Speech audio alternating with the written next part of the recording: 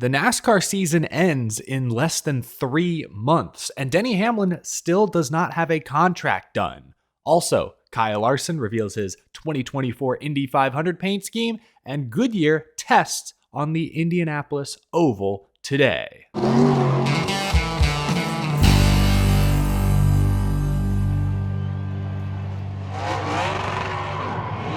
How's it going, y'all? My name is Eric. Welcome to Out of the Groove. I hope you had a wonderful weekend. In case you missed it yesterday, we talked all about the Indy road course race. 3 drivers all below the playoff cut line, battling head to head for the win and a ticket into the 2023 NASCAR playoffs. Great drama. Be sure to check that episode out in case you missed it. Before we move off Indianapolis completely, let's first talk Kyle Larson, who had a very eventful weekend himself between winning the Knoxville Nationals in Iowa Saturday night. Then Sunday morning, he revealed his Indy 500 paint scheme, or livery, if that's what open wheel guys call it. Check this out. Larson, Arrow McLaren, Hendrick revealed this blue and papaya orange machine that Larson will pilot next May. Larson will be the latest driver to attempt the Indy 500 Coke 600 double, both legendary races on the same day. I love that he'll be driving the 17 car. I know that number means a lot to Rick Hendrick, who is a co-owner of this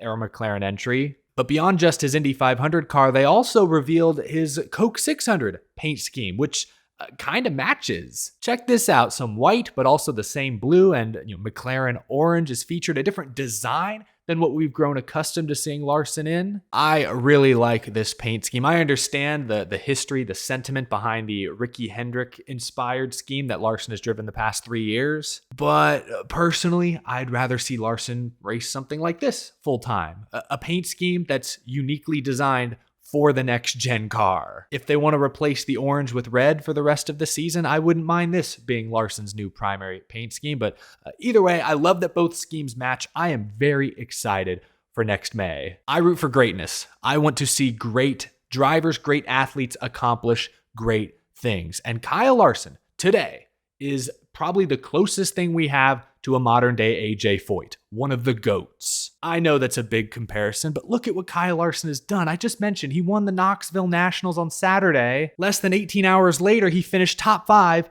on a road course in a fendered stock car. Great dirt racer, no matter what type of vehicle you put him in. Obviously a great stock car racer. He's a champion. I hope he has success at Indianapolis because that will only add to Kyle Larson's legacy. Look, I want to see greatness. That's why we watch sports, right? We don't watch for guys to be mediocre, to be average, to be ho-hum, part of the crowd. No, we watch to see athletes stand out, set themselves apart.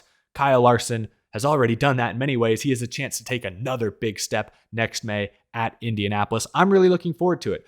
Kyle Larson said yesterday that, it's all starting to sink in maybe for the first time. Larson said, quote, "When you have days like today and you unveil the car, all those little steps, it definitely makes it seem more real. I'm sure once things slow down in the off season, I'm sure that's when all the nervousness will start to creep in as well as the excitement." Good luck to Kyle Larson in the 2024 Indianapolis 500. Doing the double, I'm excited to watch. But while we're on the topic of Indianapolis Motor Speedway, again, before we move off Indy completely, today, Goodyear is conducting a tire test on the oval, the rectangle configuration. And I've seen some images floating around. If you head to Indianapolis Motor Speedway's website, they're promoting 2024 ticket renewals with this graphic. On this graphic, you see a car going perhaps the right way across the yard of bricks. You also see the caption, "Come back around," as well as the 30th anniversary logo up in the corner. Now, that 30th anniversary logo could just refer to, hey, it's been 30 years since NASCAR and Indianapolis's relationship began, but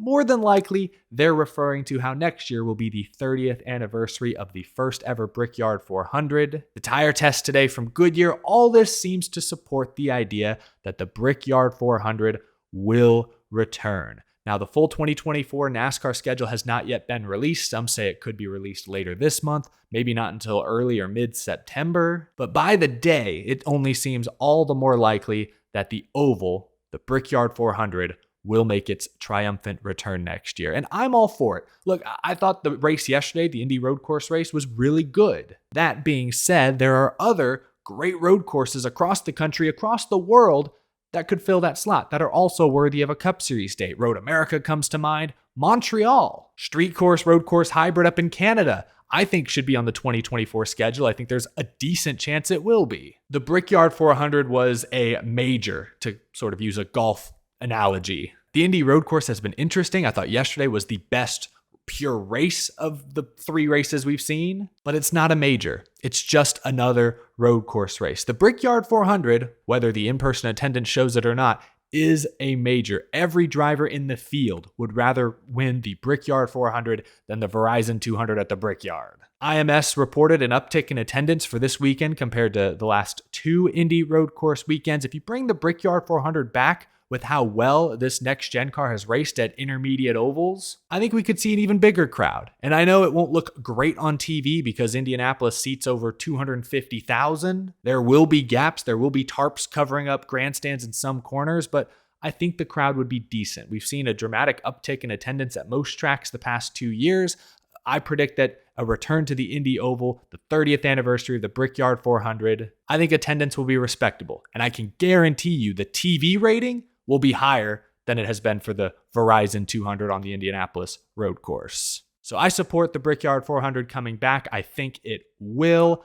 I don't want to see the Indy road course go away completely. I just hyped up the Brickyard 400. I wouldn't be opposed to maybe alternating, or in a few years, we do go back to the Indy road course. I like that we double up with IndyCar. That's a very valuable ticket between trucks at IRP, not too far away. Then you got IndyCar, Xfinity, Cup on the Indy road course. For an American motorsports fan, that's a pretty awesome weekend. So I don't necessarily want to see this experiment die out completely, but I think it's time. It's time for a return to the Brickyard 400 and just see how the next gen car does. Now, lastly, it wouldn't be a late summer episode of Out of the Groove without a little NASCAR free agency discussion. This past weekend at Indianapolis, driver Denny Hamlin was asked by reporters about his ongoing contract negotiations with Joe Gibbs Racing and Toyota. And here's what Denny Hamlin said, quote, "Nothing big has changed. It is a process. And obviously with the relationship with Toyota and with me being in the middle of the triangle between 2311, myself, and Joe Gibbs Racing, we have to get a deal done all around. It's certainly later in the calendar than I hoped it would be, but you can only talk to the parties when they're there to talk. And unfortunately, it's super late in the season, so we've got to make some moves." At the end there, he may be suggesting that there needs to be a greater sense of urgency between all parties to get a deal done. Denny Hamlin went on. He was asked if he's considered exploring other options, and Hamlin said, quote, "I always look at the landscape, but I love being at Joe Gibbs Racing. Joe has been fantastic to me. I don't see our relationship ever souring. I think mine and Joe's relationship will always stay strong, and that's where I want to finish my career." So no major updates, but Denny Hamlin continues to sound confident that a deal will get done. A couple weeks ago, after Denny Hamlin won Pocono, Joe Gibbs was equally, if not more confident. Remember, he said this. "Yeah, Denny's here for the next 10 years. That's what I'm announcing." No, really, we're working on everything at our place, but we know Denny's going to be here. This feels like a non-story, but I see comments from folks all the time on social media who hear these comments, hear these quotes, and say, "Oh, I've seen that one before. Remember 1 year ago with Kyle Busch? Busch was confident, Toyota and JGR were confident, and we saw how those negotiations eventually folded and Kyle Busch joined RCR." I don't think the Kyle Busch saga and the Denny Hamlin saga are really all that similar. I think the Kyle Busch deal was simple. A major 25 race sponsor backed out. JGR did try to find a replacement, but once that Oracle deal that was reported fell through, time was short. And at that point, they looked at Ty Gibbs, who'd already proven himself Cup ready in the Xfinity Series. They looked at the salary Ty Gibbs would demand compared to a guy like Kyle Busch and said, "Hey, we'll take that Monster Energy money. We'll go with the rookie." And that's when Kyle Busch was free to explore other options. He wound up with RCR.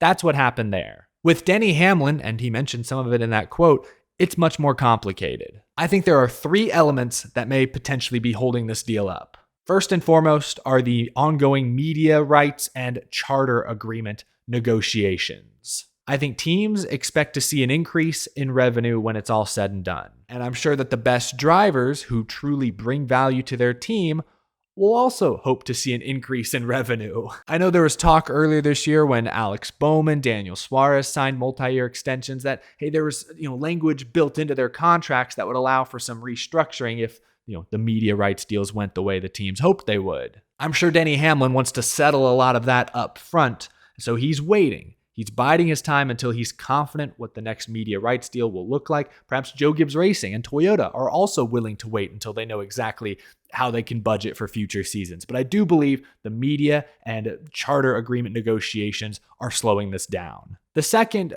variable are 2311 Racing and Legacy Motor Club. I'm going to lump them together. Toyota Racing Development is adding a third team to their Cup Series portfolio. Their resources will likely be spread about as thin as they ever have been. There could be some hangups there. Is 2311 Racing going to get the same deal that they've had the past 3 seasons? Can TRD offer them the same things? How is that relationship going to work? I imagine that is slowing the process down a bit. And the third element that I believe is slowing these negotiations down is FedEx.